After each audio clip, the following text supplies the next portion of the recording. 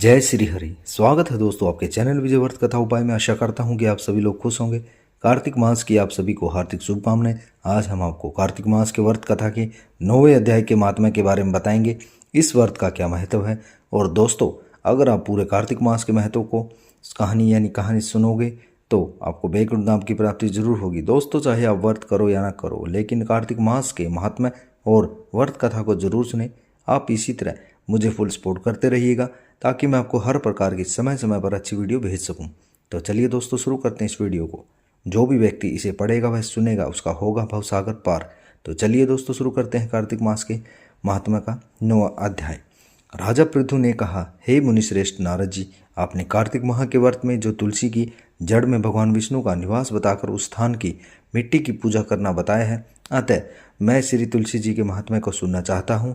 तुलसी जी कहाँ और किस प्रकार उत्पन्न हुई, यह बताने की कृपा करें। नारद जी ने कहा। नारद जी बोले, राजन, आप तुलसी के जन्म का प्राचीन इतिहास ध्यानपूर्वक सुनिए। एक बार देवगुरु बृहस्पति जी और देवराज इंद्र भगवान शंकर के दर्शन करने के लिए कैलाश पर्वत की ओर चले।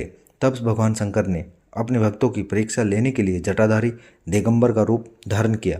उन दोनों के मार्ग में अवरोध उत्पन्न किया। यद्यपि वह तेजस्वी, शांत, लंबी भुजा और चौड़ी छाती वाले गौर वर्ण अपने विशाल नेत्रों से युक्त तथा सिर पर जटा धारण किए वैसे ही बैठे थे, तथापि उन भगवान शंकर को न पहचान कर इंद्र ने उनसे उनका नाम व दाम आदि पूछते हुए कहा कि क्या भगवान शंकर अपने स्थान पर है या कहीं गए हुए हैं।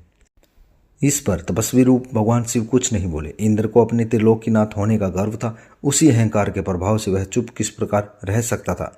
उसने क्रोधित होते हुए उस तपस्वी को ढूंढकर कहा, हे रे, मैंने तुझसे कुछ पूछा और तू उसका उत्तर भी नहीं देता। मैं अभी तुझ पर वज्र का प्रहार करूंगा, फिर देखता हूं तुझे कौन बचाएगा। इस प्रकार कहकर जैसे ही इंद्र ने उस जटाधारी दिगंबर को मारने के लिए हाथ में वज्र धारण किया, वैसे ही भगवान शिव ने वज्र सहित इंद्र का हाथ रोक दिया, स्तंभित कर दिया और विकराल नेत्र कर उसे देखा। उस समय ऐसा प्रतीत हो रहा था कि वह दिगंबर प्रज्वलित हो उठा, वह अपने तेज से जला देगा।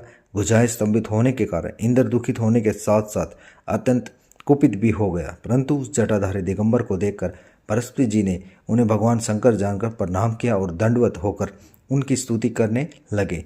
भगवान बृहस्पति शंकर भगवान से कहने लगे, हे दीनानाथ, हे महादेव, आप अपने क्रोध को शांत कर लीजिए और इंद्र के इस अपराध को क्षमा कीजिए। बृहस्पति के यह वचन सुनकर भगवान शंकर ने गंभीर वाणी में कहा, मैं अपने नेत्रों से निकले हुए क्रोध को किस प्रकार रोकूं। तब बृहस्पति ने कहा, भगवान, आप अपना नाम सार्थक करते हुए अपने भक्तों पर दया कीजिए। आप अपने इस तेज को अत्यंत स्थापित कीजिए और इंद्र का उद्धार कीजिए। तब भगवान शंकर गुरु बृहस्पति जी से बोले, मैं तुम्हारी स्तुति से अत्यंत प्रसन्न हूँ। तुमने इंद्र को जीवन दान दिलवाया है। मुझे विश्वास है कि मेरे नेत्रों की अग्नि अब इंद्र को पीड़ित नहीं करेगी। बृहस्पति ने इस प्रकार कहकर भगवान शिव से अपने मस्तक से निकाले हुए अग्निमय तेज को अपने हाथों में ले लिया और फिर उसे क्षीर सागर में डाल दिया। तत्पश्चात भगवान शंकर अंतर्ध्यान हो गए। इस प्रकार जिसको जो जानने की कामना थी उसे जानकर इंद्र तथा बृहस्पति अपने अपने स्थान को चले गए। दोस्तों, आज की वीडियो कैसे लगी आपको? इसी तरह आप जुड़े रहे हमारे चैनल विजय व्रत कथा उपाय से और हमें फुल सपोर्ट करते रहिएगा। चैनल को सब्सक्राइब कीजिएगा, लाइक कीजिएगा दोस्तों। तो मिलते हैं नेक्स्ट वीडियो में। धन्यवाद।